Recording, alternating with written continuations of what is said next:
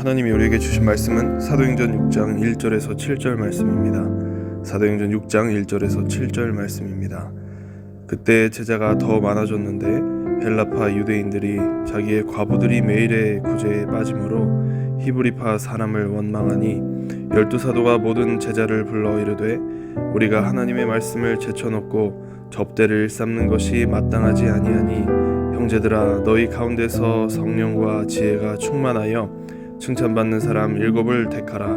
우리가 이 일을 그들에게 맡기고 우리는 오로지 기도하는 일과 말씀 사역에 힘쓰리라 하니 온 무리가 이 말을 기뻐하여 믿음과 성령이 충만한 사람 스데반과 또 빌립과 브로고로와 니가노르와 디몬과 바메나와 유대교에 입교했던 안디옥 사람 니골라를 택하여 사도들 앞에 세우니 사도들이 기도하고 그들에게 안수하니라.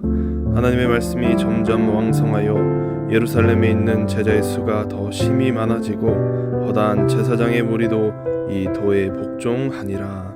아멘. 이 사도행전 6장은 사도행전 교회의 첫 분쟁과 갈등을 소개하고 있습니다.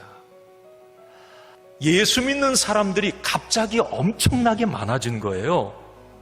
이게 왜 문제가 됐느냐면 3,000명, 5,000명, 10,000명 이러다 보니까 또 여러 부류의 사람들이 있다 보니까 교회 안에 갈등이 일어날 수밖에 없는 거예요. 자, 그러면 구체적으로 어떤 문제가 일어났을까? 헬라파 유대인들이 자기들의 과부들이 매일의 구제에 빠짐으로 히브리파 사람을 원망하니, 이게 무슨 얘기냐면요, 이 헬라파 유대인들은 이제 외국에서 살았어요. 남편을 잃고 외국에 혼자 살기가 힘든 거예요. 그러니까 고국 이스라엘로 많이 들어오게 됐습니다. 근데 그 당시에 이 과부들은 먹고 사는데 어려움을 많이 겪게 되었습니다. 그래서 사도행전 교회가 이제 구제를 왕성하게 하고 하니까 구제의 혜택을 받기 위해서 과부들이 많이 들어왔던 거예요. 그런데 그들의 자꾸 이제 명단에서 제외가 되는 일들이 일어났던 겁니다. 자, 그렇다면 이런 갈등에 대한 사도들의 신속한 진단과 해결책, 자, 이게 중요한 거예요. 2절 말씀을 읽어봅니다.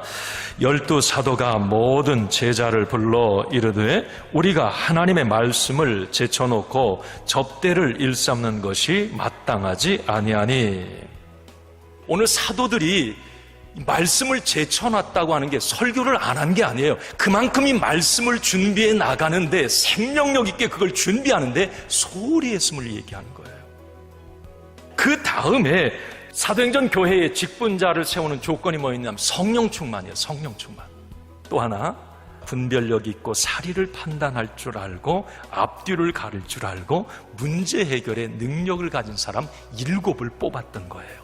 그리고 교회 바깥에서 그를 어떻게 이야기하고 있는가, 이게 평판인데 이게 칭찬받는 사람인 거예요.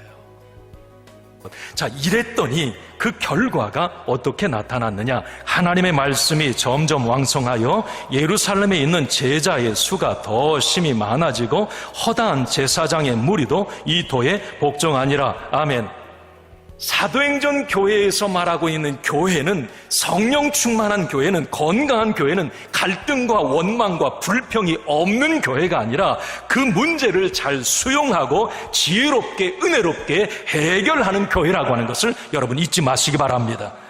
그래서 여러분 그때그때마다 성령 충만하시고 영적 백신 맞고 다시 일어서서 갈등을 넘어서 성장으로 나아가는 우리 주일교회, 이 땅에 많은 교회들이 되기를 주님의 이름으로 간절히 축원합니다.